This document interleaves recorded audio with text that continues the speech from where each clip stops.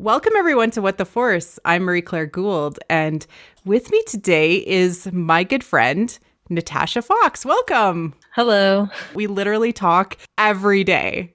Every single day. Every single day. And I'll like send you links. I'll send you drama links. I'll send you oh my God, look at this. I'll send you links to tweets. Yes. And I will send you screenshots of weird stuff that I find online and hope that you conspiracy theory with me. So it's been good. I do most of the time. Sometimes I'm like, Nat, you're like way too smart for me. It's more like way too out of my mind. You won the tinfoil tiara a long time ago. So congratulations. Well, thank you. I don't even remember what it was for, but I'm sure it was pretty out there. I'm sure it was fine. No, maybe it wasn't the Vanity Fair thing where you were like Nirvana. Oh God. Yeah. Although that should have won you one. I'm sorry. That's okay. I'm just accumulating my tinfoil armor in my closet right now. So I mean, putting together piece by piece. And I remember when I first heard about you. What's your Tumblr handle? I forget. I'm at Ashes for Foxes on Tumblr as well as Twitter. Okay. So I remember hearing about you. So I think it was Christy Carew, who was like, you got to check out this Tumblr. And of course, also pointing out Shy's Tumblr, a few other people like Corsica, Chelsea, who's been on the show before, people pointing me towards Tumblr. But Tumblr is literally like, I don't know, something is wrong with my brain. I cannot follow Tumblr threads and understand what's happening. So I've read a couple of your metas, but mainly it was your Twitter that caught my attention and how frank you were about the world. Can I say that, frank? Yes. I am pretty straightforward and cynical, maybe not cynical, maybe just really salty. I mean, you now have the tattoo in Arabesh, so Congratulations on being the salty Arabesh tattoo owner. I thought I'd have to advertise for anybody that met me now. May as well be true to myself. A warning label. You've put your own warning label in the Star Wars language. So you're like, okay, first understand that this is Arabesh. And now understand the contents are salty. Yes. Yeah. And I've been planning to get that tattoo since Last Jedi because of salt. But, and that could cue me into like a 5-hour monologue about the alchemical importance of salt in terms of the process of individuation. No, just kidding. We're already going meta. It's cool. Yeah. All right. And then at some point, I think you had actually listened to the podcast or something, or I had actually gotten your attention and you followed me and then I freaked out. That is really, really funny because I admired you from afar as well because I saw your podcast and was like, I wasn't personally listening to Star Wars podcasts at the time because I kind of took a break. But then I got onto yours and I was like, every interview is gold. Oh my God. Wow. Her style is amazing. She has such great guests. I love all of these people. So it really helped to be, we probably stand each other from afar for a little bit before we realize that we have just very dramatically similar interests in everything. And when I find somebody who's out there, I stand them on a personal level. Finding finding Ty, I'm like, oh my God, these people are so smart. And I want to promote and support and talk about the stuff that they're interested in and dig into the things that they're interested in. Because the thing about especially the really intelligent people that I have met since joining this fandom in a very public way is that they all have such great ideas and they all are very humble about them for the most part. That is important. Yeah. Meeting people in this fandom sometimes can be okay, you're not God. What is your deal? But for the most part, the people that I've met have been just really humble and really sweet and just really interested in dissecting and understanding Star Wars as the one story that Lucasfilm is trying to tell us. Yeah, I had a very similar experience when I joined in 2000 and late 2015, early 2016.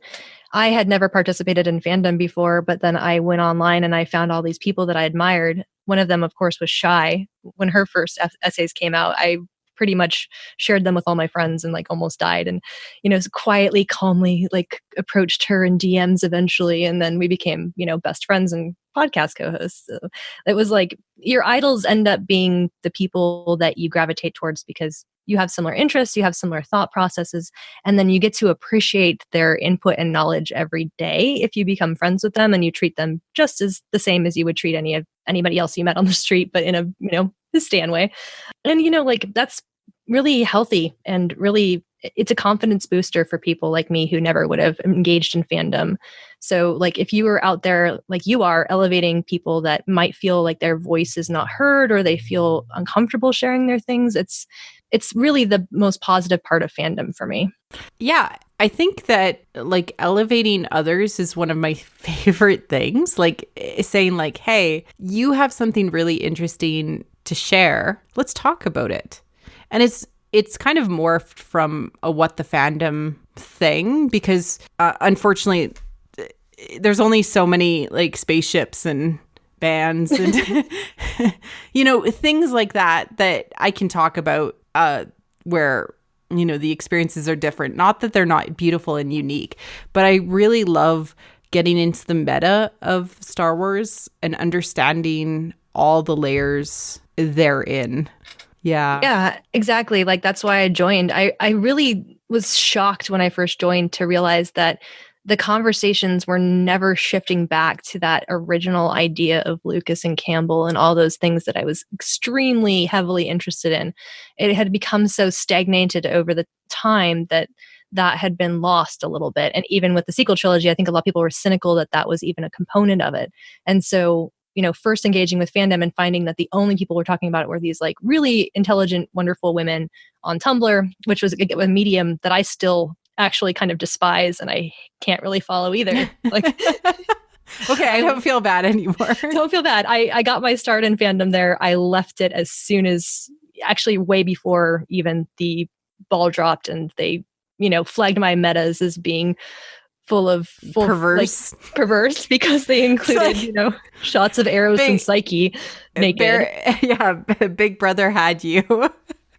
I found Tumblr to be very difficult to keep up with. Some people loved it and like they thrived in that interactive blogging world, blogosphere. But like I think that it's really important to kind of lay the understanding of why is, I would say, primarily female fandom just a little bit different than what we have seen over the last 40 years of Star Wars fandom. I think that that's going to be the point of this episode eventually. We're going to meander, because we're friends and we're going to probably chat and you're going to get a little behind the scenes on us.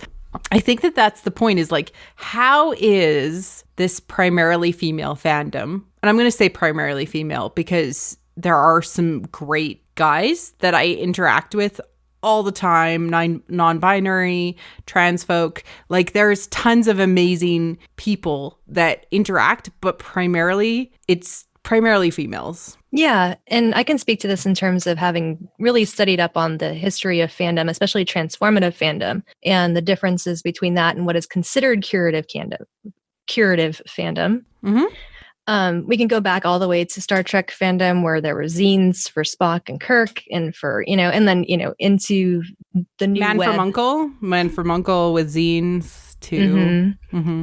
Yeah. And I think a lot of it was just that it was outside of what was considered norm. And they were operating within spaces where they created small communities to speak with each other and to share things.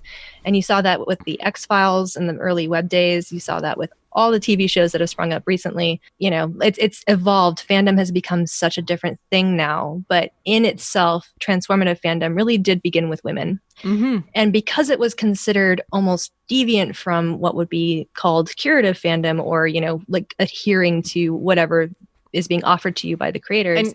And curative kind of almost means like canon keepers, like knowing facts, understanding all the aspects of the fandom, rather than necessarily taking the fandom and like understanding it from different angles or transforming it into new ways of thinking. Exactly. Yeah, curative fandom would be, is in itself useful and wonderful. And I think there's a discrepancy in the understanding of how much that feeds into transformative fandom.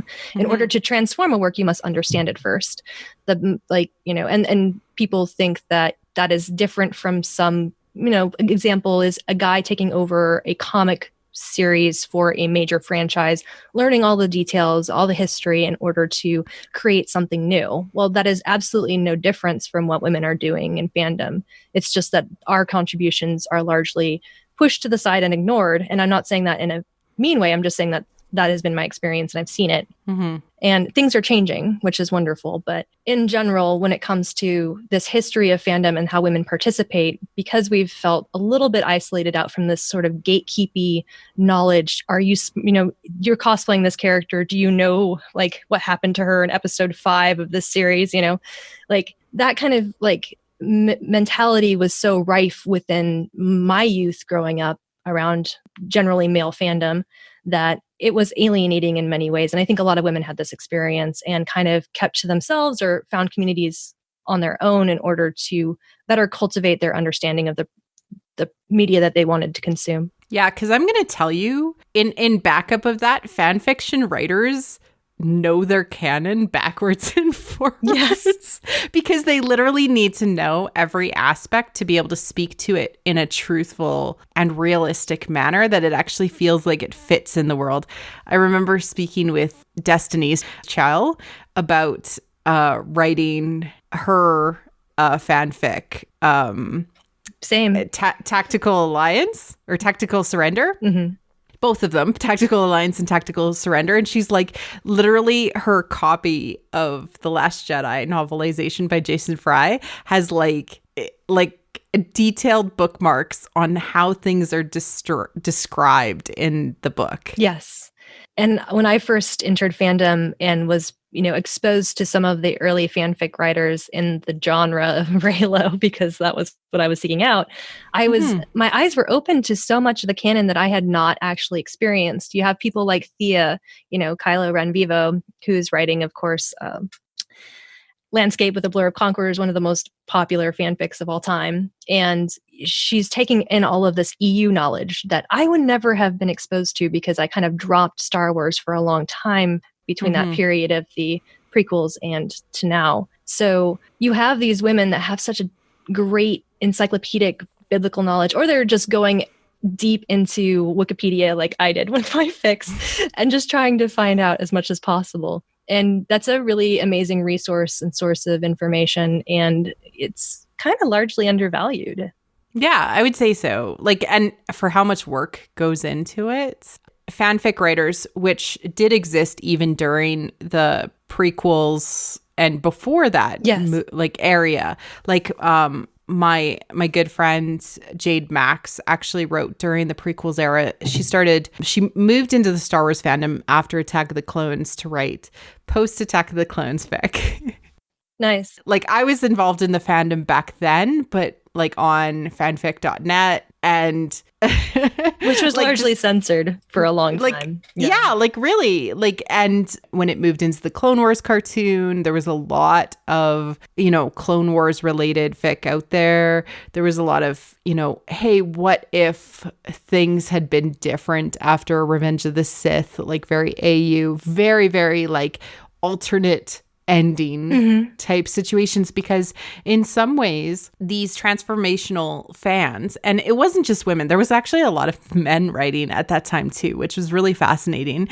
They wanted to like make it more romantic because they were like, whoa. And I know you shared today the like Carrie giving George the gears about his romantic dialogue, because she's like, what are you doing?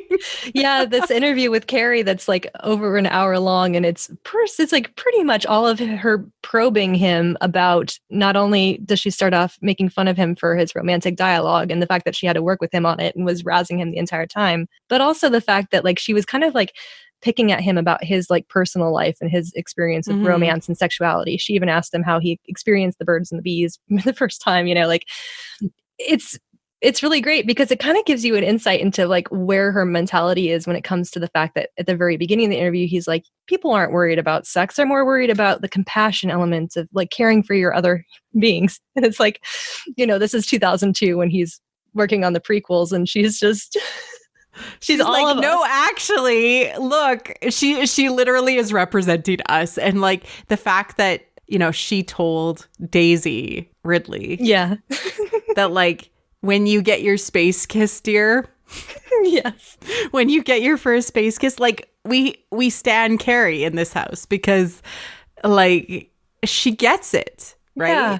I wonder every day what difference to our lives in fandom it would have been to have her here right now, especially when it comes to the bullying that happens to both Daisy Ridley and Kelly Marie Tran. Oh my God, she would be on Twitter every single day with her emoji tweets, like just defending the crap out of them. Yeah, we have to do it for her. Yeah, for her, right? Exactly. Yeah. Like I hate to think that people like it's so funny because there are some, and I'm going to say some guys in quotes, that stan two people in the world in this Star Wars universe. I know who you're saying. I have had too many beers.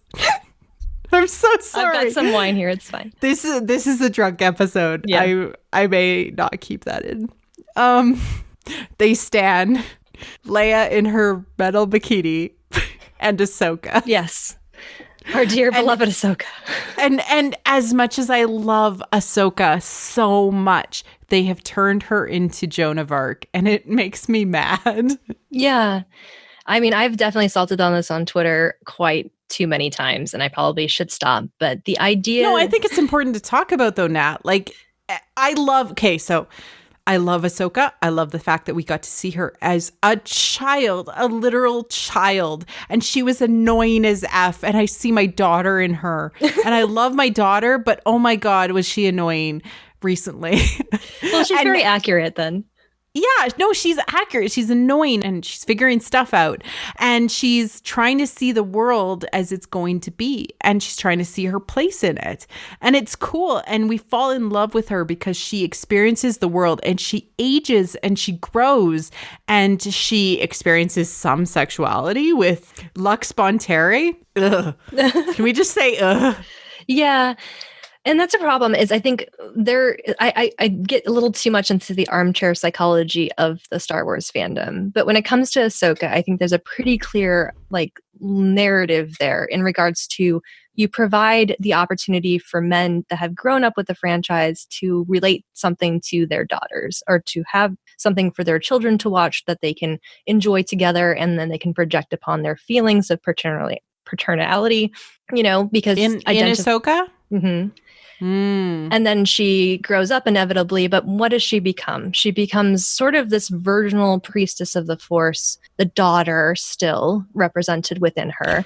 Literally, the daughter is represented in her. She has become the daughter in a way. She has become the daughter because she has the essence of the daughter's soul from Mortis in her. Yes, and if you look at it from a mythological structure, she represents Sophia or wisdom. She represents the divine virgin being that like cannot be touched. And that does not speak to the canon in any way in terms of the supplementary content, but the way that people project upon her, it's something that's really difficult as I guess I would say like a woman that's like fully fledged, like inexperienced. An adult ass woman?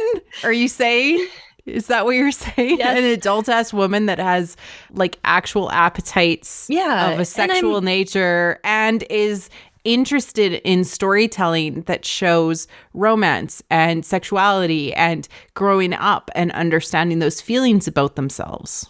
Exactly. And also, very much identifying with the dark side of and the feminine power that comes from that.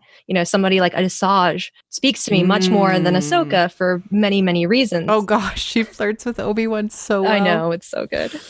And then like we get an amazing novel with her where she actually has fade to black situations, and Quinlan Vos. Katie Lucas was involved in that, in creating Quinlan Vos's and Asajj Ventress's relationship, George Lucas's own daughter created it. Yes, exactly. Yeah, like say that again. Yes. I mean, you have George Lucas watching his little girl grow up and, offering her a chance to write a Star Wars story. And what does she do? She writes a romance between the dark villainess and the, morally conflicted Jedi. And I just absolutely the thirstiest of stories. Exactly. Like literally, if you're looking for thirsty stories, just go and read Dark Disciple. Yes. Like thirsty stories in the Star Wars universe. Absolutely thirsty. I mean, she gets like that whole princess moment where he sees her dressed up, like it's like so good. It very much speaks to the female psyche, except for how it ends. Yeah. Like, what? Yeah. I hope we get more Asajj Ventress content in the future. I have hope, but who knows, If Darth Maul's back in Solo, we can have more Asajj. Oh my God, Darth Maul. And think about how much on our side of Twitter we're all thirsting after Darth Maul. And, I'm sure it's like an alien subject for people on the outside. Our inside jokes about, Rey being Kira and Maul's daughter are completely like flabbergasting to most people that are not involved with Star Wars stan Twitter like we are. Yeah, and like there's some weird stuff that develops, like that's its own thing. Yeah. But like there's some weird stuff that develops with stan Twitter conversations, specifically how we've basically replaced the sequel trilogy with animals. Yeah. Alpaca Kylo is my favorite right now. Thank you, After Blossom. Alpaca Kylo, we have gone through Possum Rey. Yeah, that one keeps phases. Going. Mothlo. This kind of conversation is up my alley just because of the fact that I've lived this for so long and it's so cathartic to speak about it. I know we've had conversations in private before that we've talked about this in depth, but in terms of like how people perceive fandom from an objective perspective, it's really hard for me to even think about like, okay, if you're unfamiliar with what we've gone through or what we've experienced, here's the primer for you. What is your experience of fandom based on joining and experiencing it? I won't say awful, but I will say it was eye-opening. And I come from a different place than a lot of people. I think when I was first younger and engaging with a lot of male fandom, because that's what I grew up with, especially with nerds that read comics and like watched movies, I would participate in those spaces, but it was always from a place of I'm being explained everything that's happened or what I'm watching or what I'm being offered as a recommendation. Yeah, you have to experience it the way we think you need to experience it. Exactly. Yeah. Do you, are we going to have an argument about whether Batman can beat up Superman? Of course. Fine. Cool. That's great. But really what I'm interested in is not that.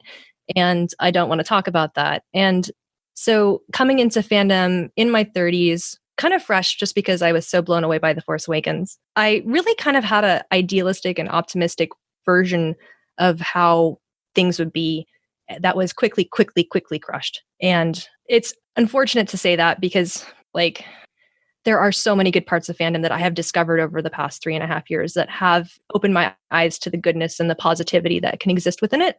But when I first joined, all I saw in major sites like Reddit and web forums and, on Twitter or on blogs was just all of this language that was demeaning to women.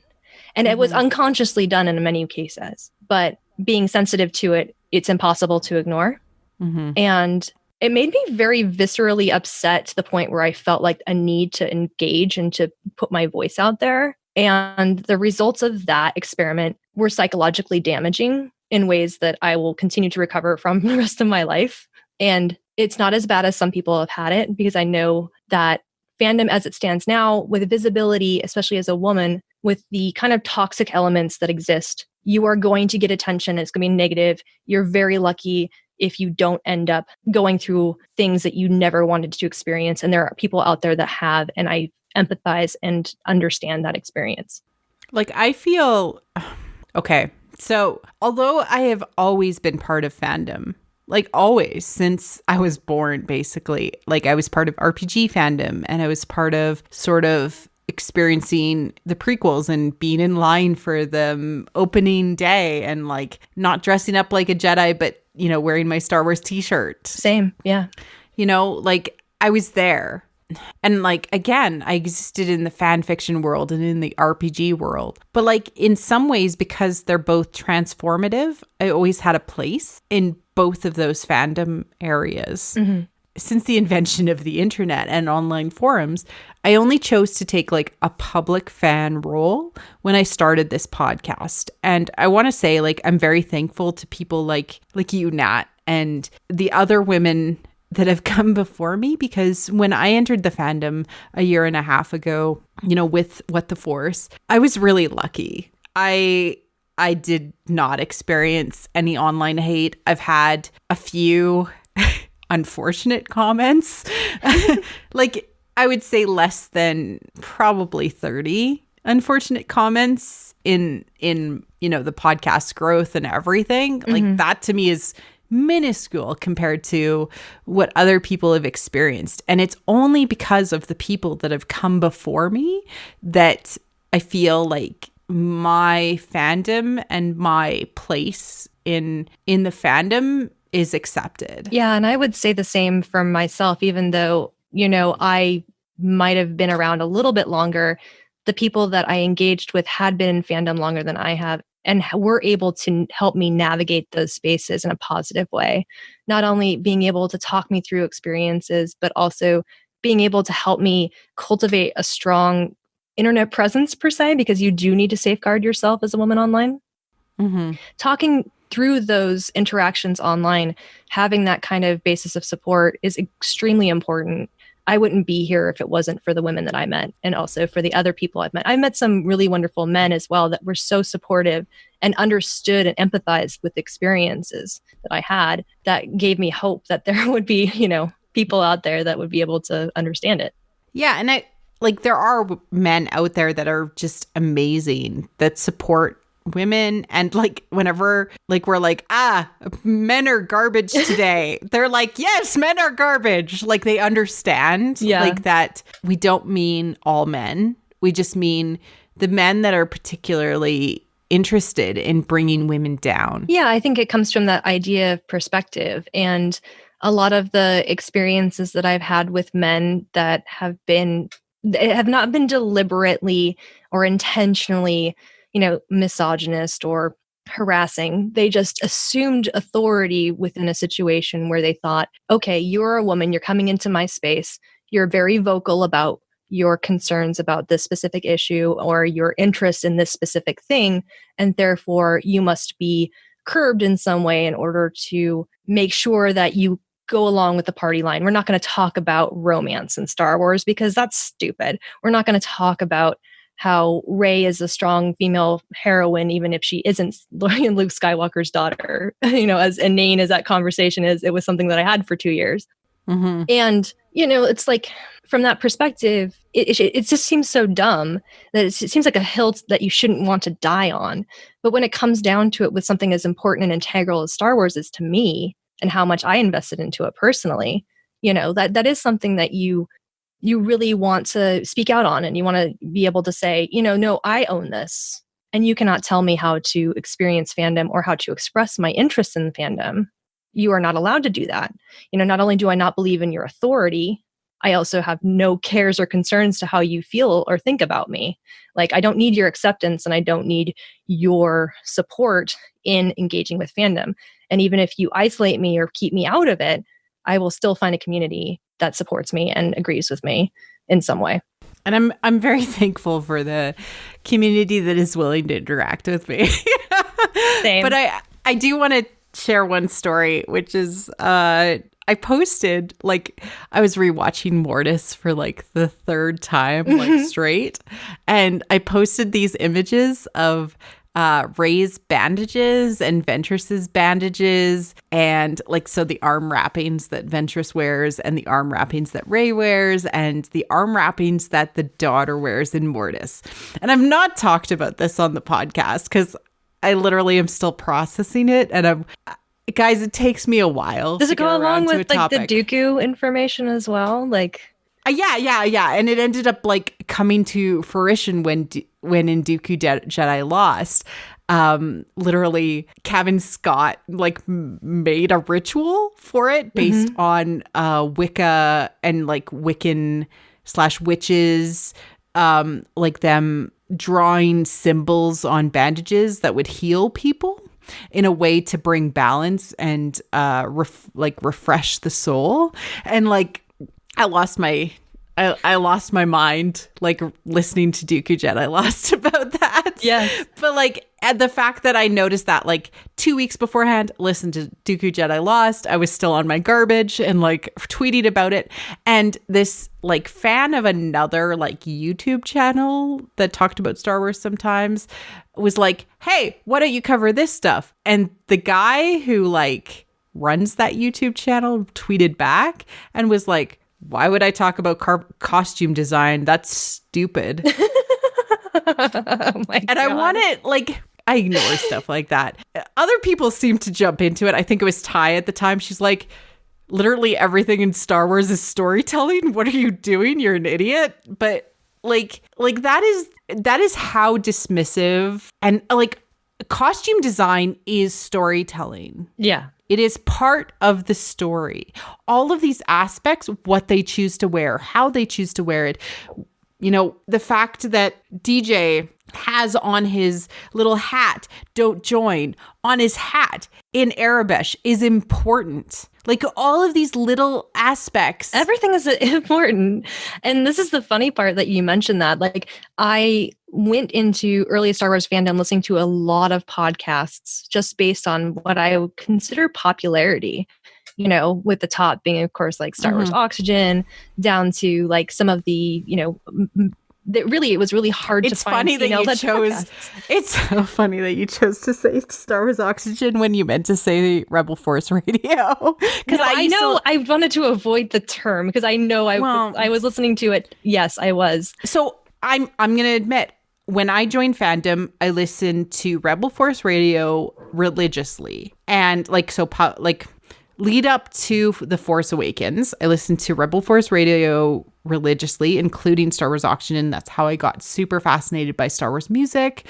Not that I wasn't interested in music before, but that's where I David W. Collins really sparked me. Yeah, me too. And I also watched Jedi Collider Council. I never got that far. I did because, you know, part of the problem is finding the voices that speak to you. It's absolutely true. At the time, I could not find a single woman-led Star Wars podcast that actually spoke what I was thinking about. And like, I was there when the only thing on was Rebel Girl, which I listened to religiously because I loved Tracy Gardner. Sorry, I'm just going to say it. I obviously don't listen to it anymore, but I wanted to, try to find out, were people talking about the same things that I was thinking about? And it was so hard to find those voices. Eventually I found, Who Talks First. I found Courtney's YouTube channel, which was amazing. And then I was there for the inception and the development of Scavenger's Horde, being friends with Kirsty and Rachel before they even developed that project. And then, creating my own podcast because I realized, if nobody's talking, maybe have a voice. But, back in the day, it was interesting just to go into these male-dominated spaces and see exactly what they're talking about and be completely bored by it. Whether oh God, I'm sorry, dudes. I love you guys, but for the love of God, nobody cares about just some of the stuff that you guys are talking about. What new toy is available, or it just didn't spark my imagination. It didn't speak to me, and God bless everybody that does speak to. But what I found also was being part of the Tumblr community. A lot of women were doing the exact same thing, reaching out, going and finding new podcasts to listen to. And then as they listened to those podcasts, they were transcribing things that were said on those podcasts that were obviously horrifying. You know, we don't have time to absorb all this content. Not everybody can do that. Sometimes some stuff just slips out. Sometimes it's just a systemic problem within this, you know, this aura of kind of male privilege where you're not understanding that maybe some of your audience are women and they're being alienated by what you're saying. Wow. Yeah, it was eye-opening, you know, to the point where, you know, walking around that podcast circle and celebration was like, okay, where are we here? Okay. Better watch my mouth. No, just kidding. I'm good. Honestly, I don't care. I mean, it really doesn't speak. I mean, we all have different circles in fandom. Maybe it's just that the current storytelling, and I've talked about this a lot on the podcast. You can literally go back and listen to any episode almost. The current storytelling is speaking directly to women. Hell yeah.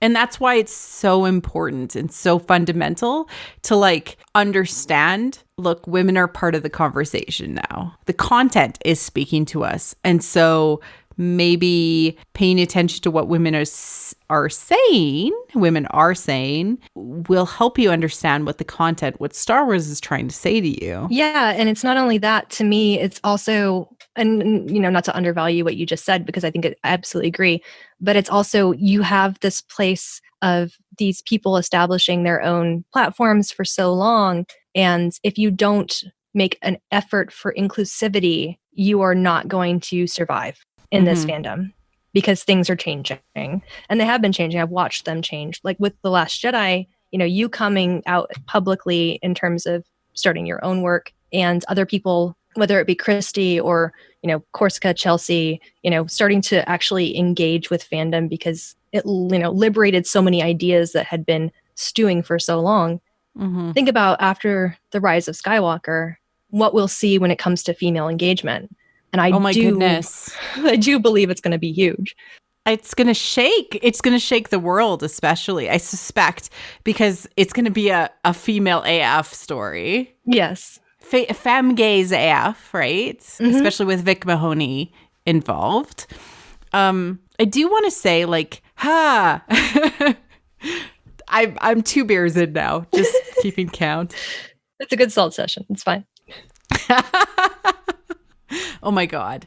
Taking a step back, and I want to say that I have a lot of faith in male fans as long as they're open to the conversation. And we're going to talk a little bit about kind of maybe why culturally this was a thing that like women should be excluded in a moment. But you know the episode that I did with Ty Black, Heroine's Journey and the Female Gaze? Yeah. So I have stats on that episode from a gender perspective. It's fascinating. Really? Yeah. So my podcast normally is about 80% female listeners. I'm not surprised. Yeah. Right? No, I mean, trust me, I have a genre fiction from the feminine gaze. We're very happy for the male listeners. Yeah. So like 20% to 30% is kind of where I fluctuate. Usually about 20% male listeners. That episode in particular is 60% male listeners. That's amazing. You know, that's really interesting too, because we have a Star-Crossed Lovers episode that was very popular and it was fairly similar. Like, I think that is just going to show how much it's needed to actually have a voice as a woman in terms of not only what we look for in storytelling, but how we perceive it and how we enjoy it.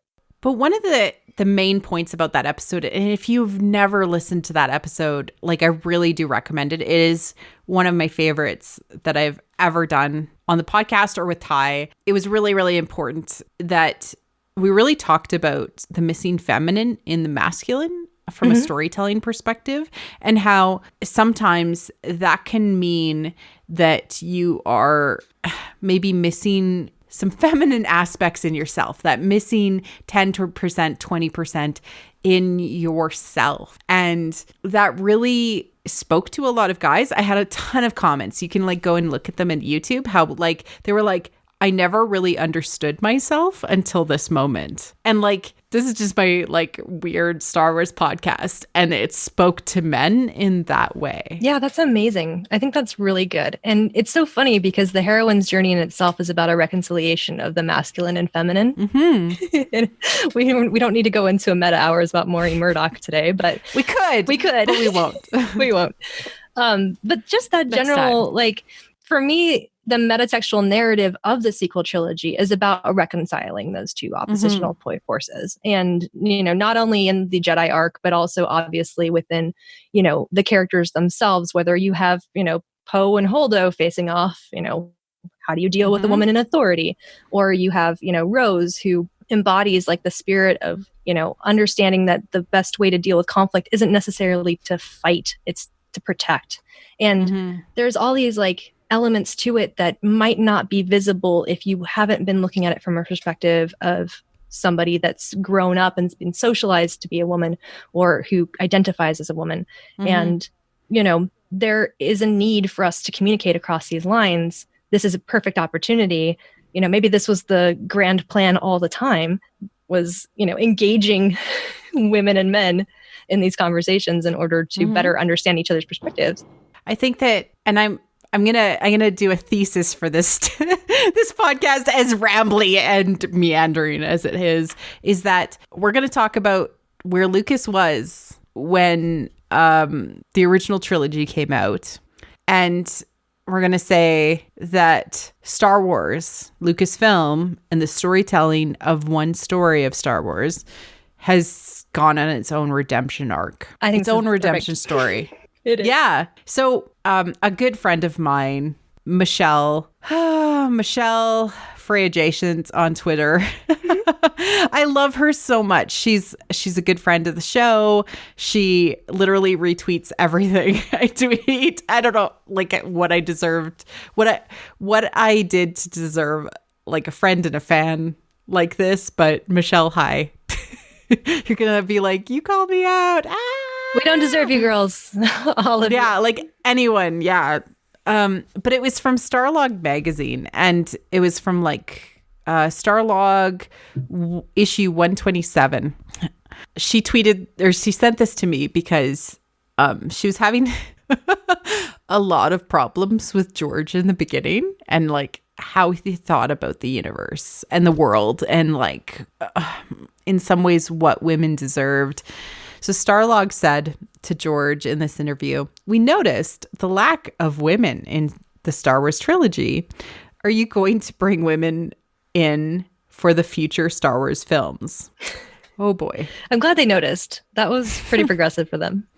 So this must have been during the 90s, because he's probably talking about the future trilogy, right? And Lucas says, well, what of Princess Leia? Yeah. Our one female main character.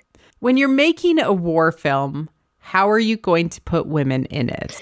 Think of all the war films. Think of The Longest Day, those films. Well, it's your galaxy. I have to go with the rest of the world. We still make it believable. I'm not sure how many women would be in the rest of the films. So maybe this is during the original trilogy time. I'm going to have to look that up. It was probably not too long after it, I don't think. Yeah. What would Star Wars have been like if Han Solo had been a woman? Okay, editor's commentary. Hot AF. Yes. A lot of more of Sky Solo shippers out there, I'm sure. Yeah, way more Sky Solo shippers. Oh my God. Well, not that there wasn't enough. Okay, Starlog continues and says, is there ever going to be a version of Star Wars released which includes the edited out scenes with Biggs Darklighter at the power station? Basically, it didn't work. That came out because I had a friend who read the script and said, oh, this isn't going to work. This is terrible. And you know, this is so funny because some of the original ideas for George. I'm feeling so scared, like so worried for Star Wars Explained, because he is like the biggest, like Biggs Darklighter stan. I'm glad there's one of Alex. You. I'm dying. Anyways. No, so like literally at the time, I think this is after the first movie. Well, it's funny because like I said, originally Luke was thought of as a woman too in some versions that Lucas had dreamed up. He was playing around with? Yeah, there's Ralph McQuarrie art of a female Luke back from the day. And whoa, yeah, blow your mind here. He was playing around with the idea, but ultimately Luke was his self-insert. So he went with, the young boy getting initiated into the world, which I completely understand. And, he does have kind of like that whole quote about what is a woman doing in a war movie. It kind of makes sense with where he's coming from in terms of, I don't mean to like cast our whole sex as being less prone to war, but we absolutely don't have as much of that urge to violence, and for good reason. We give birth to the people that go and fight these wars. Even if we don't, we still feel, that sense of loss and empathy for, we don't. There is some good to be found in going and fighting for your rights and your freedoms. Of course, I'm there with you, but nonviolence tends to be more appropriate for our reactions to the world for many reasons. But, the quote reminds me of the Joseph Campbell quote that alienated me from him before about the journey, right? Women don't need to make the hero's journey, and the whole mythological journey, the woman is there. All she has to do is realize that she's the place that people are trying to get to. How very Petrarchan of you, Joseph Campbell. Hello, Ivory Tower. Yes. I shall worship you from afar. You are the beloved anima that guides the hero on his journey. And, it's funny to me too, because you can look at the next few decades of Star Wars in terms of how are they filling those roles of feminine archetypes within the story. How do they, you have your female Jedi, you have your female Sith, you have Ahsoka, who we've already talked about. Now we have Rey, who women identify with and adore because of the fact that she is so nuanced and so interesting. And at the same token, ultimately rejected by many men because they can't empathize with that. And not unless she's Luke Skywalker's daughter, because God forbid we have a character in a Star Wars story that isn't getting her power from masculine figure. Well, no, and like the being the daughter of somebody also is an ownership thing. Like from a traditional cultural sense of the word, it's true. You belong somewhere, and an unbelonging woman is considered to be dirty. That's me going on my salty train. I'll stop. No, I completely understand, and I've written huge essays about that topic in particular. As somebody who never grew up with my father, I never identified with the idea that I would be defined by them, or even everything that I got and did in this world was on my own merit. And seeing men just constantly say that women, like Rey, had to be defined by her, and her importance had to be defined by her relation to other male characters, was part of the reason why I had a horrible time in fandom initially. And, it's frustrating. And it's funny too, because there's such vocal backlash to stuff like Captain Marvel or Wonder Woman, and also Star Wars. But let's just say that they haven't quite figured it out yet. Like they're still holding on hope that there might be some relation there, or there might be some explanation for why she is who she is, when most women look at her and say, no, she makes complete sense. No, she clicks. She's perfect. Abandoned, living in an emotional and physical desert, starving, lonely, desperate for love, desperate for a family, desperate for anything, working hard every day to support herself and keep herself always alive. Seeking, never finding. Truthfully, what will fulfill her is a feeling that many women identify with. Absolutely. Looking for importance outside of yourself initially too, which she does. And then finding that importance is within. That's a process of growth and aging for women that doesn't always happen, and very happy to see portrayed. And also like a portrayal of female sexuality in The Last Jedi. Like, oh yeah. Okay, let's just talk about The Force Awakens too. Okay. Yeah, and The Force Awakens too. Yeah, no, sorry. The sequel trilogy in general, the first two movies at least that we have seen. Oh, that the third is going to be the sexiest one yet. I mean, most romantic.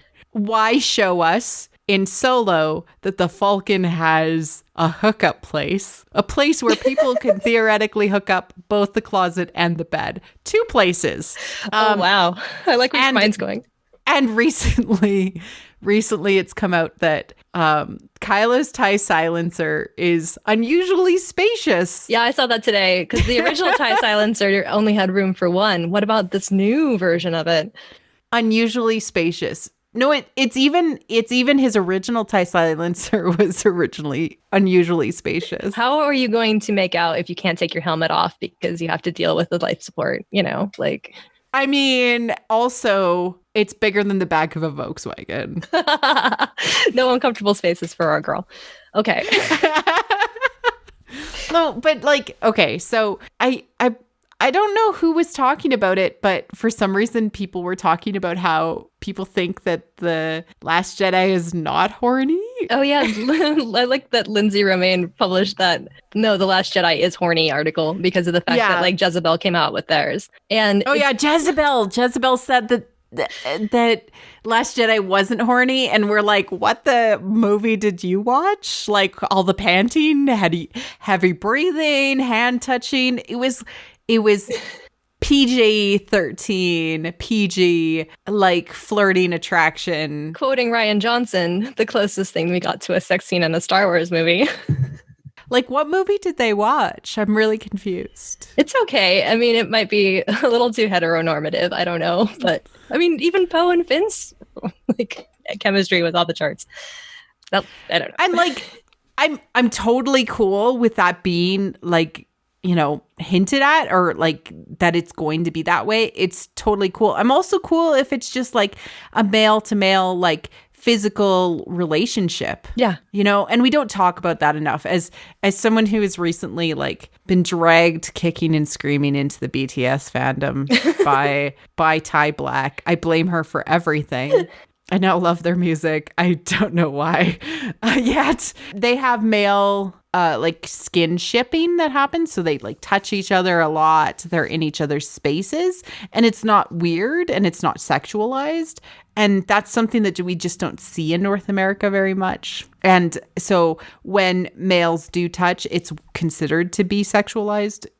I just have a whole thought structure around it, which is it's cool if it's sexualized and it's cool if it's not. Can we just let men be in each other's spaces without having judgment associated with it? Yeah, it's really interesting that you say that, because it's like we are so starved for homosocial contact, not like homosexual contact, which I would love to see more representation of as well. But just general homosocial, very friendly, physically comfortable with each other relationships is like not just like they have, I have to be 5 feet apart from you in the hot tub kind of situations, like yeah, it does, it's not seen, and it's really sad. And it speaks to sort of this lack of comfort when it comes to expressing, emotions in a platonic way. I think it speaks to that not only in this, between men, but also between men and women.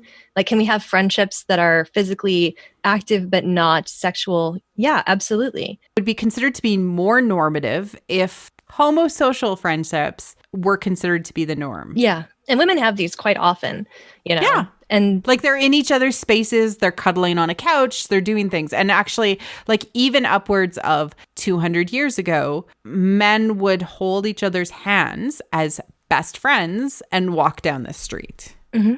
And it wasn't necessarily homosexual. It was potentially homosocial. Yeah. And either way is great. I just think in general, our lack of understanding of physical intimacy and our general reticence to like express emotion to each other in these kind of, and especially in media, has become so, I don't know, it's just so calcified and wrong to me because of the fact that we all need this. Like, look at Maslow's hierarchy of needs when it comes to stuff. You need the different forms of love, whether it's eros or it's agape, where you have a friendship and a familial sense with another person. And I'm all for all of the platonic friendships, and most especially the platonic friendship between Rey and Poe. Yeah, especially that one. There is nothing sexual about that. Okay, guys, as much as I like it. I love how like she treats him in the comic. Torture buddies. Torture buddies. And she's like, yay. Torture buddies. She's like, I like how she's like, if you're such a great pilot, why do you keep crashing your ships? This one is specifically for Katie Dameron. Yeah. Your amazing Poe content right here. I'm actually turned into a Poe stan, and it was all because he looks really, really hot. I obviously have had too much wine, but I literally have had dreams about Poe Dameron for the last 2 months, and I don't know why. This is really confessional right now. I love it. Yeah, I seriously wouldn't have pictured you as like having vivid, I'm assuming, dreams. Yes, very vivid. Of Poe Dameron. And like I don't have like dreams of any of the characters. So that's interesting. I haven't either. Like most of my dreams nowadays have been about like fighting with the resistance, but it's all set in our modern world. So interesting. It's like we're fighting fascism, but we're fighting it in the real world. But I have Poe Dameron like lighting up an RPG, like to like blow up a tank. It's like really weird. It's so off. Like I don't know where my brain went. Are you writing this out AU already? Yes, I am. Okay, good. Definitely. I need this. We all need this. It's not going to be a self-insert fic. Trust me. Oh, good. So maybe you're new to female fandom and you're a guy or you're a woman who maybe has only dealt with male fandoms before. Could be possible. It's true. How do you get involved in what we are going on about today? The storytelling that is attempting to speak to women more? That's a really good question. First and foremost, listen to my podcast. No, just kidding. No, I mean, yeah, it's good. So do it. It's just like a bunch of salty women talking about fiction. Well, I think one of the benefits of having done that project for so long is the fact that I have become really sensitive to how media speaks to women and what I'm looking for and why I reject a lot of new content nowadays. Before, I was very much more open to stuff that maybe I was uncomfortable with, but I didn't really understand why. And now I kind of have the vocabulary to speak to that. And I think it takes a little while and a lot of, to use a, Asian drama term, cultivation. We have cultivated ourselves from a fiction appreciation perspective. Yeah. And it's wonderful that the sequel trilogy actually helped me do that. Define the terms upon which I wanted to see media go. And why I identified with it and why I loved it so much. And almost feeling like, now I deserve media that speaks to me. That's fascinating. Yeah, and we always did. We always did. Starved. We just didn't know. We just didn't know, right? And one of the things that I find that needs to be set up front, and that's why I'm so vocal online on Twitter especially, is the fact that women are drawn to romance very much so because it is not only a way for us to relate to the world, it's what we need and what we want. It's also a power fantasy. And inherently the way that we write it is a power fantasy. A lot of the discourse online, not only from men, but also from women that are sort of upholding the patriarchy or second wave feminism, where women are, need to be schooled in what they like or what they need, is to say that, it's to say that we don't know what we want, or to infantilize us in what we want and say you're not aware yet, or you are liking something because you're drawn to the worst aspects of it. It's toxic, it's problematic, you shouldn't be interested in it. Well, understand that since the moment we entered into sexual maturity, and for most women, it was in their preteens, we've been thinking about these things for a very long time. And we've been attracted to things for a very long time. And we've parsed our feelings about them. We understand them. And we also know that we live in a world where we're subjugated. We don't have authority. We don't have power. If we do, we are constantly torn down for it. Think about how important it is for narratives where somebody's in that position, maybe projected as being more powerful or being aggressive or being scary or being whatever you want to say. That person is subjugated to you. Or having a special power about themselves. Yes. That is uniquely attractive. Yes. Right? Special. But something that is a mirror or reflection of what you feel internally and the power that you know that you inherently have. And having them respect that, witness it, indulge it, to see you as an equal, to see you as, and as a similar, as never ever put you down, never ever say that you're lesser than for who you are. I mean, that is something that we're drawn to inherently because unfortunately, in many relationships that we've experienced, whether it be friends or partners, we've been continuously told that we are not that, or that we're children, or that we need to have our hands held, or that we need to be given away. You know, we need to be protected. We need to be told what we should and should not, because things are, you know, from a very old-timey perspective, oh, women can't handle that. Yeah. Right? Or we need to have our stories told to us in a protected way because, oh, you know, they won't understand. They won't get it. They won't,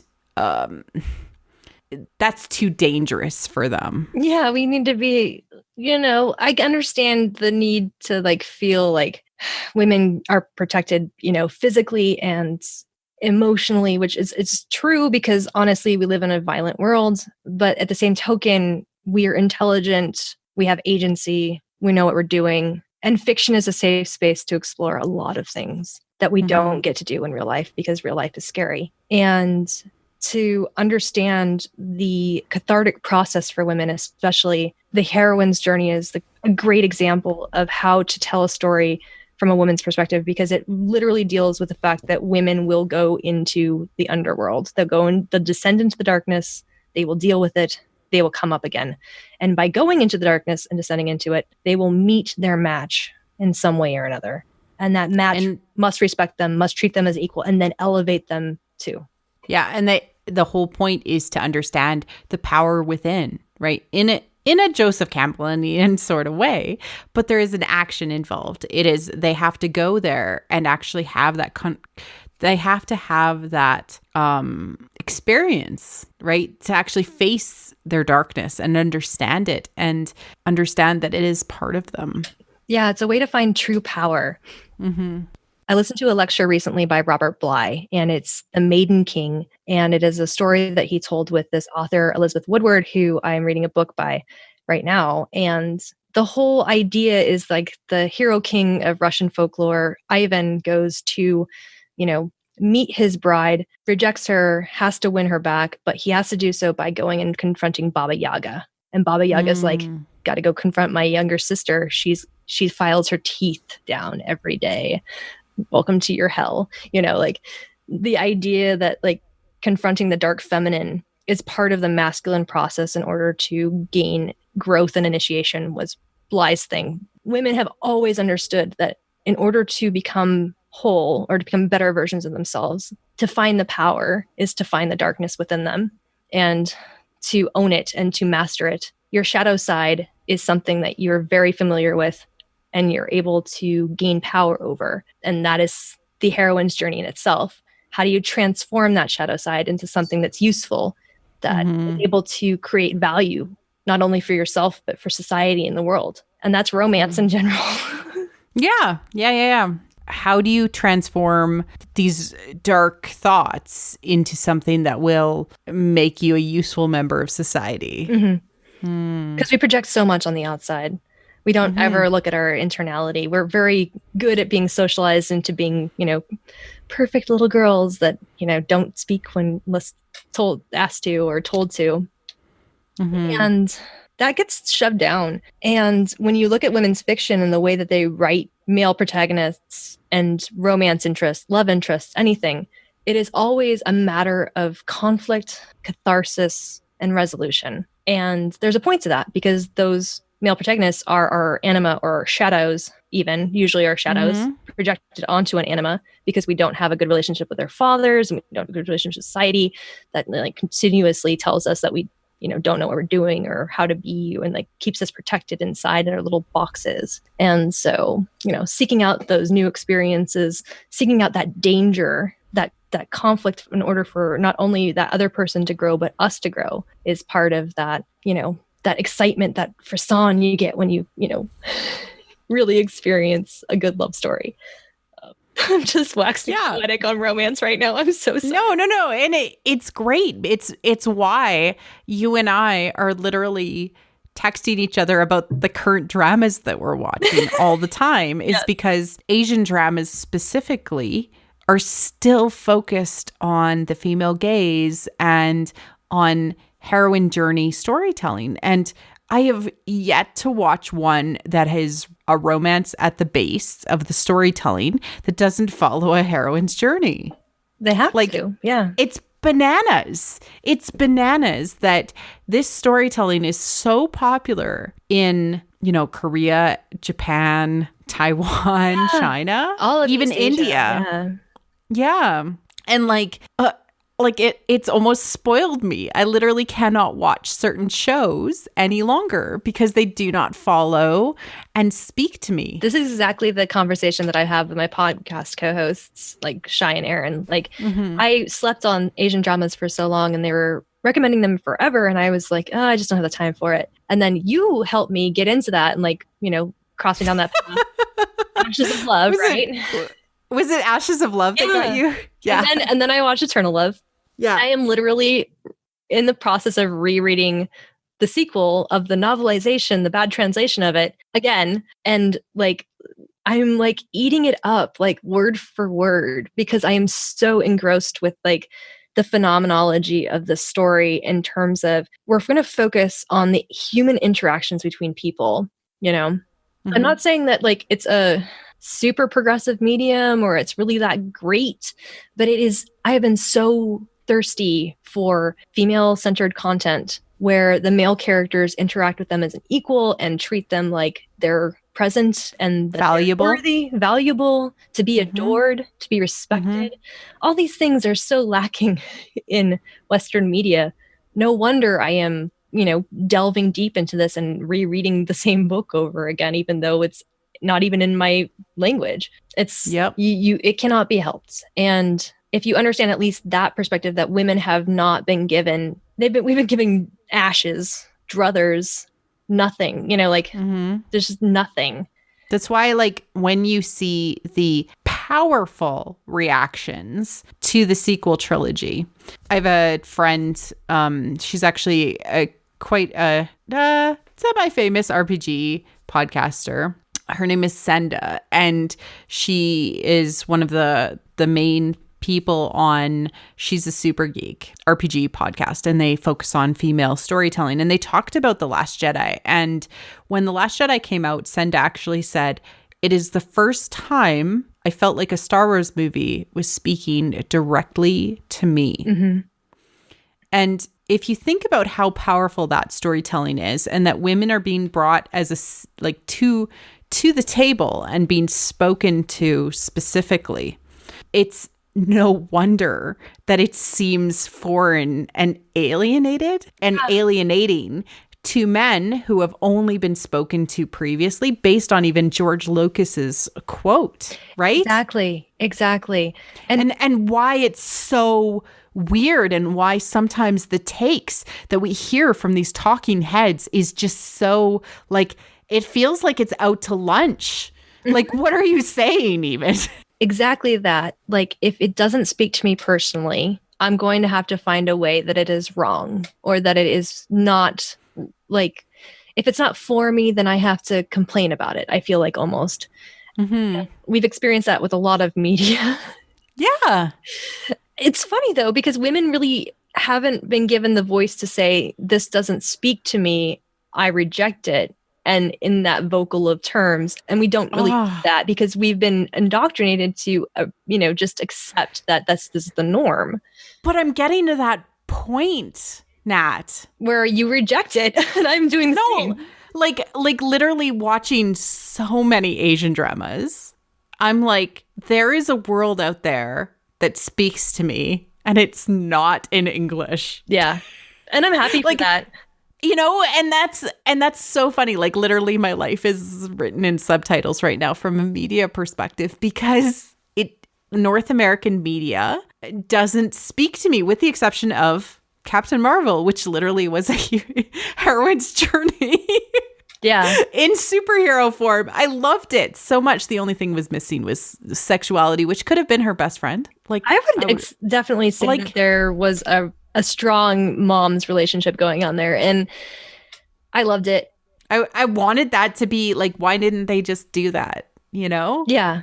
I think, and it's too, you know, honestly, like that's where, unfortunately, with Western media, I feel like there is a lot of cynicism around it. You know, not only are we dealing with the fan base that is already upset if women are helming something because they think that it is tokenistic, or, you know, SJWs are ruining the media. You know, like, what's your political agenda by having a woman in a film? You know, go back to that Starlog, right?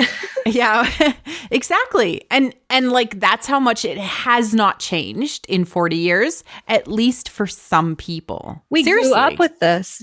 We grew up with this. Yeah. We are now in our prime, and we are reasonably alienated and upset by the fact that media does not speak to us because of the fact, and let's just hone this down to the real core issue, is that women creators have not been given the chance to do so without restrictions around them because of the fact that they don't have any belief that there is an audience for it when we are 50% of the population, you know? Yes. Why is the sequel trilogy so popular, you think? It's because my mom and my grandma are going to go see it.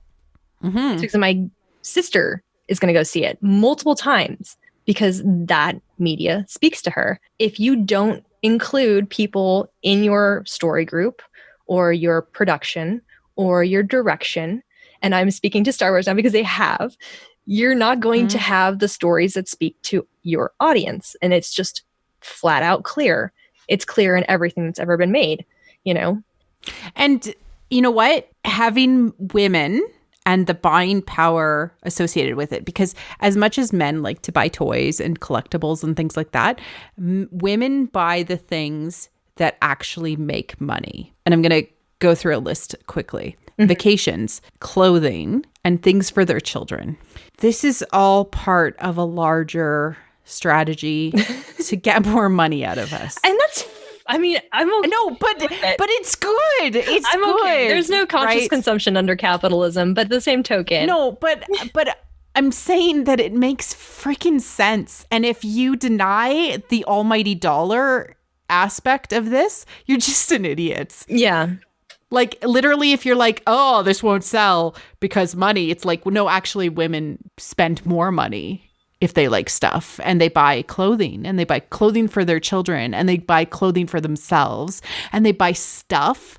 They'll buy collectibles, they'll buy things, they'll buy purses, they'll buy everything under the sun if they love it. Yeah, just think about like and they'll take their kids at Celebration. Exactly.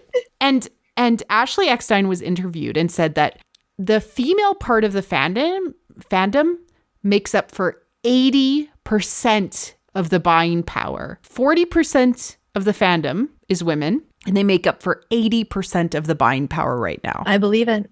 This is all about the money. I mean, it was a good strategy, and I think that they figured this out quite early. And I'm not going to be cynical about it at all because I'm very happy to see. I mean, it's okay. I like stuff for me. I like story for me.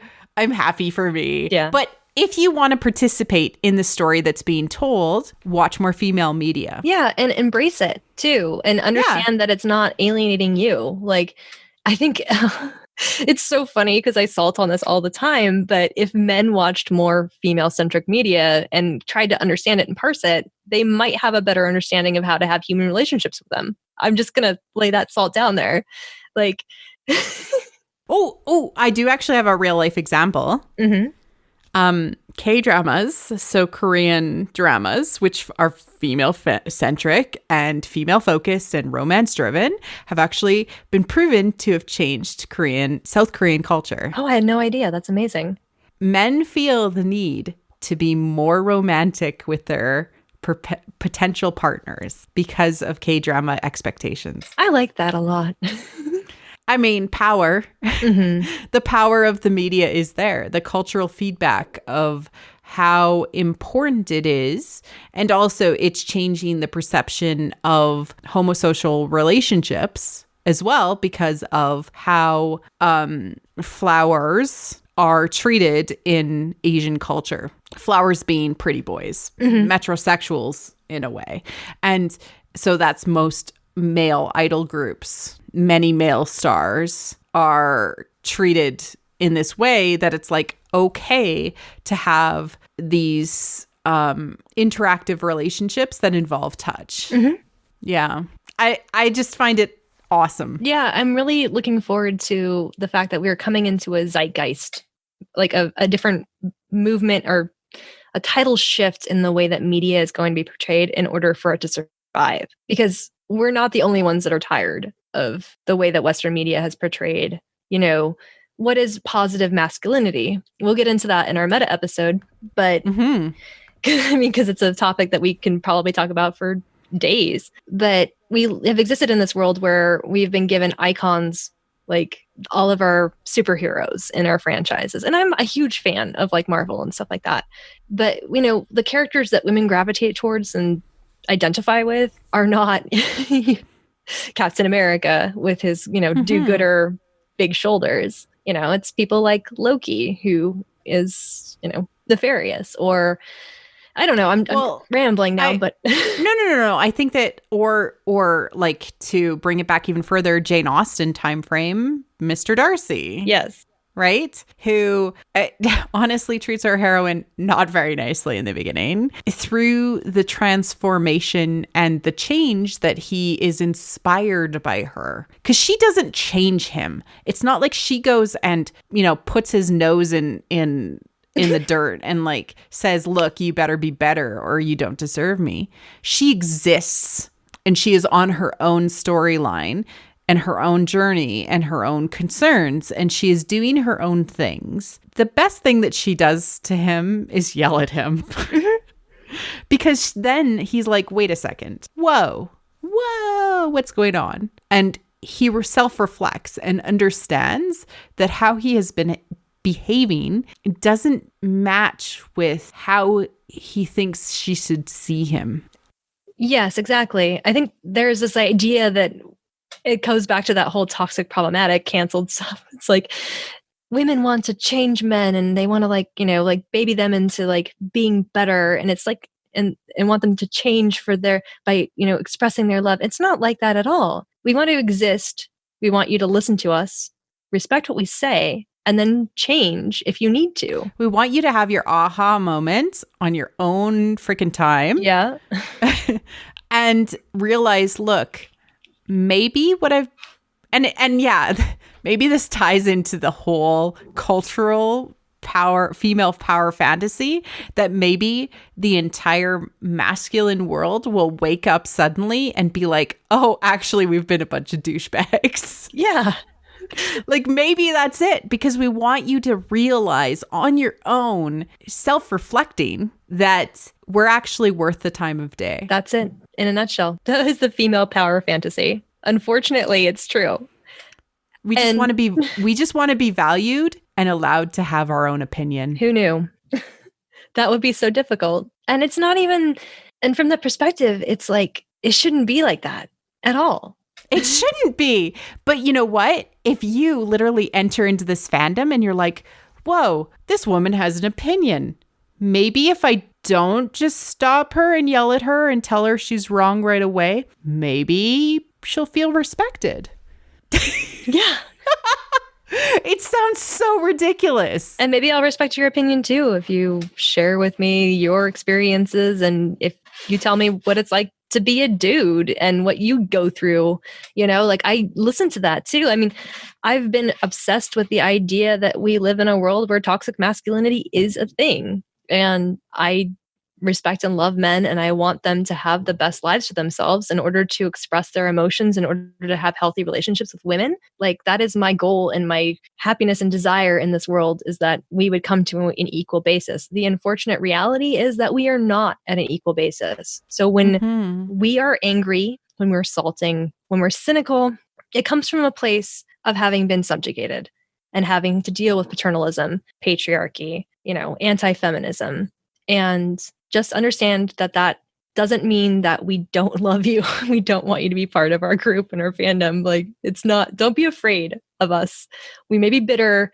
We may be turned crones way too early for our age, but we're here. I would say that there's been some public male fans that have entered into the female fandom and trying to like tiptoe, some in an effort to regain relevancy, because they're like, wait, the conversation is going off in that weird direction and I don't know why, and I'm no longer feeling relevant. And so they attempt to follow. And then there's some that are like, hey, maybe if I listen for a while, try to understand, speak to my experience, but from my experience in a respectful manner, they're like brought along. We drag them along because like finding those people, those men especially, are like beautiful. But the men, especially who are like trying to regain relevancy, but on their terms, we end up becoming very wary of very quickly because we have learned how to protect ourselves from those men over time. Yeah, you're exactly right. Fandom has a long memory, and I hate to be this person, but I am one of those who will continuously watch people who dance around our community and who speak to us, but only in certain ways, don't collaborate, don't actually engage, which is the biggest warning sign and flag, is if you don't actually try to have a conversation with people that are criticizing some of your original beliefs about how women interact or engage with fiction. It's automatically a red flag for us because we know that you're not listening and we don't have anything to say to you after that point. And if you get dragged on Twitter and made fun of, I am sorry if your ego takes a blow. You are going to have that experience because of the fact that we've seen this over and over and over since the publication of the first novel written by women, where we were told that if we read it, our poor dainty little minds would be corrupted and we wouldn't be able to handle reality. Like, I'm sorry, but this is an ages old story. And if you start to speak in these terms and talk down to us and talk over us, we will not engage with you. We will block you. We will mute you, and we will not have anything to say to you. I'm sorry. That's just how we deal with this situation. Yeah, unfortunately, it shouldn't be that way. It's gotten to that point. No, it's gotten to that point, right? Where we not only is feminine fans are attempting to regain our desire in media, we're also attempting to protect our right to fandom. Yeah. And we really literally do not want to be defined by our oppression either. That's one of the things that I kind of felt an experience out of Celebration from, was that in general, if I engaged with male fans, sometimes they would identify or key onto what my interests were and be like, oh yeah, good for you, pat on the head, you're just one of those fans. And that's not how we are. And just because we engage with the subject matter quite frequently in order to express our voices on it does not mean that's who we are's definition. Like, we can cut this part, but just...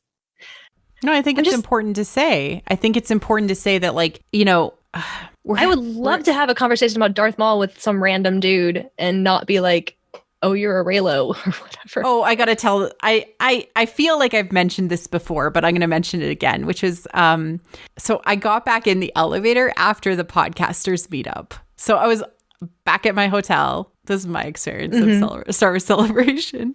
And I am dressed in, you saw me at the Star Wars podcast meetup. I was wearing all black, heels, makeup, hair done. And I had on my like cool TIE Fighter chain necklace that I had made myself. Yes. And I got back into the elevator and these three guys got in the elevator with me and they had just gotten back from the Collider, I think it was the trivia, like schmodown. And they were talking about Star Wars and they were like, how was your night? And I'm like, great. And they were like talking about Star Wars because everybody in Chicago within a specific radius of Celebration was talking about Star Wars. Yes. And one of the guys was like, oh, don't assume that she's into Star Wars. And I just grabbed my necklace and I held it up with an eyebrow. And then I dropped it and they're like, oh. And I'm like, who won? And they were like, oh, it was Alex. And I'm like, yes, go. I met him last night. Yeah. I'm so happy. Yeah. There's a underlying assumption that we're not engaged or we're not interested enough to actually know what's going on. And that's the funniest part to me, because I don't know about you. And Alex has listened to my interviews. He doesn't know who you are. Yeah. Did I say any of that? No. It was an elevator ride and it was a little creepy to be in an elevator with three dudes. Awkward moments of our lives. I know. I left. It was fine. It was just like, that's the stuff we still deal with. We're not accepted automatically. We're just here for our boyfriends. Yeah. Just kidding. Yeah, we have to prove ourselves. And that has been my understanding of nerddom since I was 14 years old. Prove yourself. Read this. Prove yourself. Read this. Watch this. Quote this. Oh, God. Like, this? I had such a weird like childhood that I never had to prove myself because I was always the nerdiest person in the room. Like even meeting my husband, right? Like he's told this story on Fangirling, which we should talk about briefly. Mm-hmm.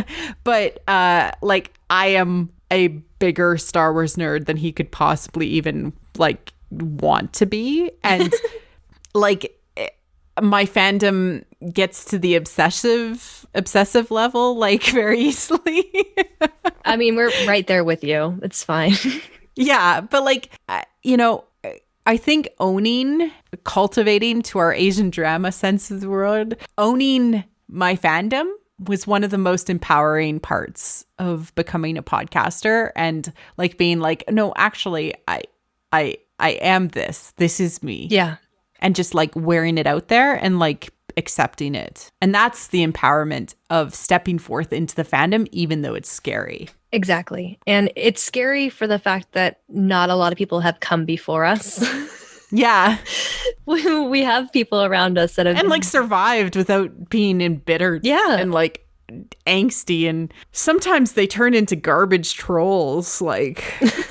Unfortunately. My heart goes out to all the women that have participated in fandom over the last, few decades and have had to inculcate themselves in that culture or mentality that in order to be accepted, they had to adopt, whatever was around them. And I'm not speaking down to them at all.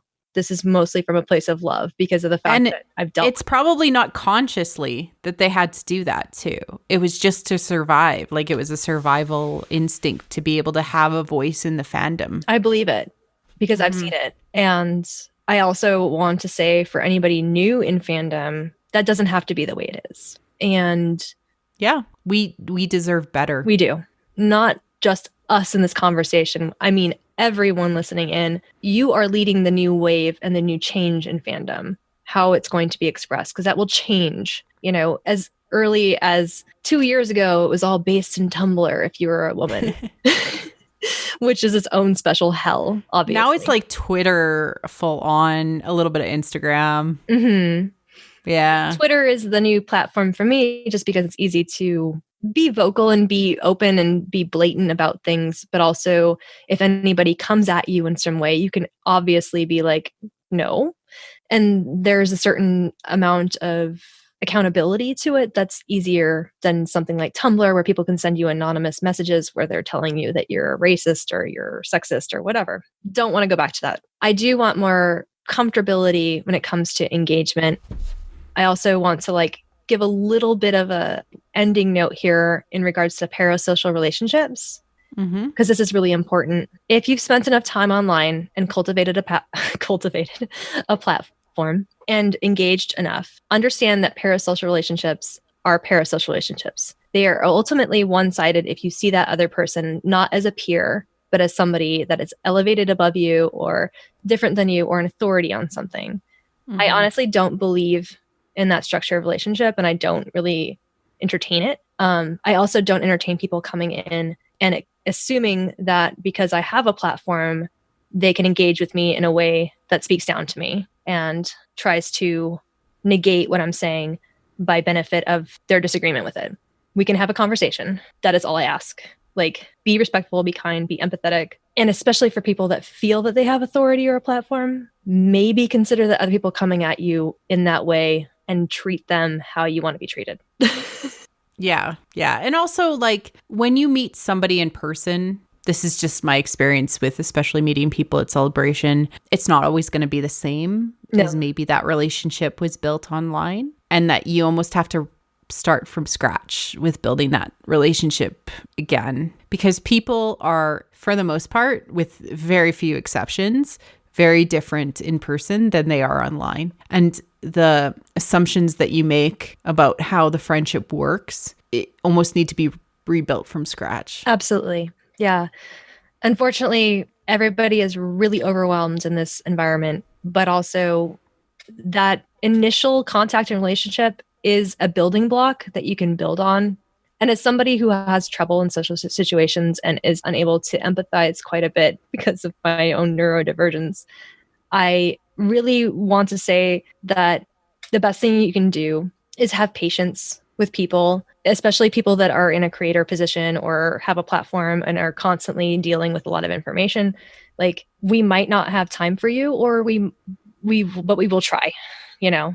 And if you treat us like equal human beings on a level of friendship, I will give you a hug anytime I see you. And this is the thing with you, Marie Claire. Like, I met you, I already loved you, but like getting to hang out with you and just be like on the same level was important to me. And I want to treat everybody like that, but like you have a special place in my heart because it's like, I get you, girl. I get you. Well, I'm happy I didn't disappoint in person. I felt like super weird. Like, I tried to meet as many people as I possibly could. Like, knowing my fan base that came to Celebration, like, I have my own social anxiety. It's like we all do, yeah. I decided to not do a podcast stage because at the time of the submissions, I thought I couldn't get enough people to show up, you know? Yeah. And actually like feel valued for the time and the effort it took to do something like that. Not that I didn't want to, but like I was like, I won't be selected. And if I am selected, like I'll have like 2 people in the audience. And I didn't, and like maybe I'll do it next year for Celebration because I am planning on going. But I don't know. Yeah, I don't have tickets to Celebration, but I am going to apply for a panel. Yeah. And you're on it. You don't have a choice. Sorry. I'm speaking this into existence. You're recording it. You can cut this if you want to, but I am so sorry. You are getting dragged head over heels into a deep, deep discussion of the timeline, the conspiracy theory that Lucasfilm looked at the heroine's journey in the 90s and said, let's do this. I thought we were going to talk about mythology in Star Wars. That is mythology. We're talking about mythopoetics. Oh. Okay. Okay. Yeah. I mean, literally, I have proven I can do a 100-tweet thread on an Asian drama. I can literally talk for an hour on Star Wars, anything. So, sure. We're going to talk about the feminine perspective in terms of the divine feminine. And we'll also talk about the male response to that in the 90s as well. Robert Bly, my baby. I thought we were just going to do a podcast on that. We are, but it would be a great panel too, I think. I mean, fair. Yeah. I think it would, the feminine perspective of Star Wars. We'll call it Reclaiming Joseph Campbell for the Women. I don't know. Sorry. Yeah. Joseph Campbell and Maureen Burdock. I don't know. We'll figure something out. We will definitely apply for a panel, but like a podcasting stage, like coming in, just talking, having me talk on a podcasting stage. Yeah. And, you know, even someone like me who's putting my voice out there every single week is intimidated by the fact that people might not show up. I've seen people show up to Droid Builder panels in fleets. If you're on the stage, you're on the stage. And I believe in you because you have managed in a short period of time to not only gain the attention of like halfway fans like me now, which I'm not, but I'm not like engaged super into Star Wars. I'm mostly engaged into like what people are saying now that it's churning, the wheels are going. But also the fact that, you've managed to have these really intelligent, deep depth conversations with the creators and suss out so much of the information that we've been searching for so long. That is a huge accomplishment, and you should never put yourself down for that. Don't cry. I'll try. All right. Briefly pivoting for the stuff that we're working on. I know that I haven't officially said this to you like offline or online or any time, but you are part of What the Force, because you have been part of the audio drama Fangirls, which is produced by What the Force.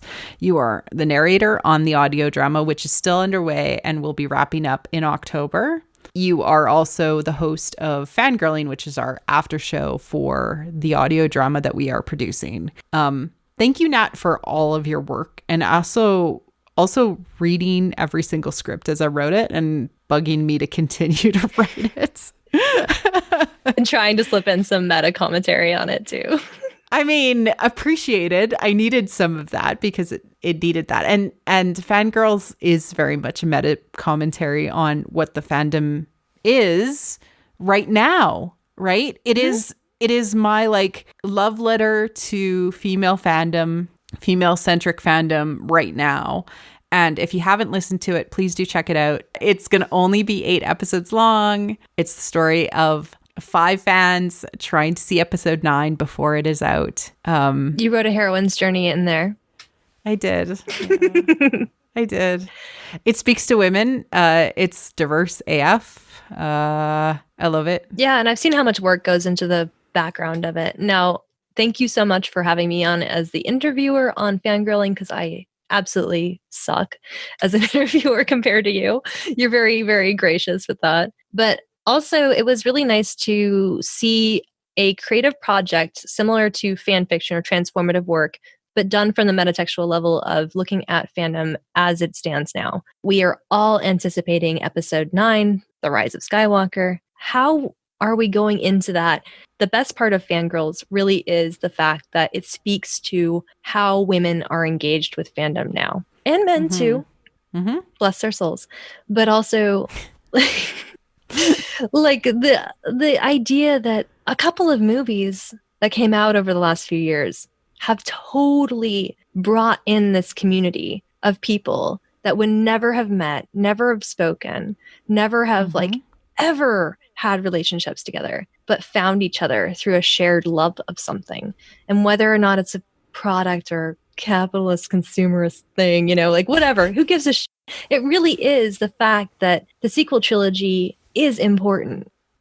It's generationally changing. And I'm so happy to see that, you've put so much effort and love into this project. And I know that some people might not be familiar with audio dramas. I personally have not listened to a single one besides this that's fictional, but it is so good and it's so very easily digestible content, and it will speak to you, I promise, if you have any experience with fandom. So yeah. I'm really hoping that a ton of people will be like, I'm just gonna like binge it, because it'll only probably be 2.5 hours long by the end if you like listen to it back to back to back to back. Hey, I'm the queen of unfinished fanfic right now, so I understand and empathize with people that are like, I'm gonna wait till it's complete before I finish it.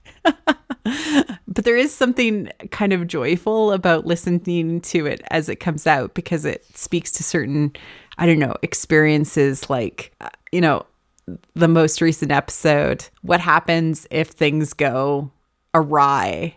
Things don't work out the way that you expect them to, or exactly. we hear a bad article or something wrong has happened. How do we react to it? What do we do? Yeah. And so, yeah, thank you for being my co-pilot in some ways on this, because you fulfill the voice of the fans. So thank you. Yeah, I'm not the Chewy co-pilot. I'm definitely L337. L3? Just sassy in the You need me to do that thing? Yeah, I'm definitely just buried in the heart of the Millennium Falcon, just Now. calcified, talking gossip to C-3PO and R2-D2. Mostly R2-D2. And giving C-3PO all the salt. Yeah. Because he's literally like, I don't know where the Falcon learns how to communicate. Where did you learn how to communicate? In gossip. In gossip. Exactly. I speak in gossip. It's pretty true, though. Like, if you've lived long enough in fandom, you end up becoming the shadow side where you just DMing people about shit all day. Why did they say that? Oh my God. Do I want to subtweet? Yes, you want to subtweet. Make sure you take a screenshot of that. Yeah. Please do. Receipt that shit because they're going to delete in like 2 seconds. Did you get receipts? It's a little sad that we have to go there, but yeah. We do. All right. That's a good ending. Nat, my love. Marie Claire, where can people find you if they are looking for you out there on the internet? Thank you for coming on the show. You're welcome back literally anytime. That was my whole, you're part of What the Force. You're welcome back literally anytime. I give you the keys to the city. Oh, thank you. We will have our very long form academic talk where I go through Bly, Robert Moore, James Hillman, Maureen Murdoch, Maria Gamboudas, Joseph Campbell, you'll be like, your eyes will be rolling in your head. No, literally she's making me go back to school for this. So I have to go get my master's in postmodern psychology. Yes. It's a thing. My original degree was in psychology, so it's not too far of a stretch, but still. We're doing a doctoral thesis now, and we're going to base it entirely on whether or not George Lucas actually absorbed any of this and brought it into his 9-part plan. Anyway.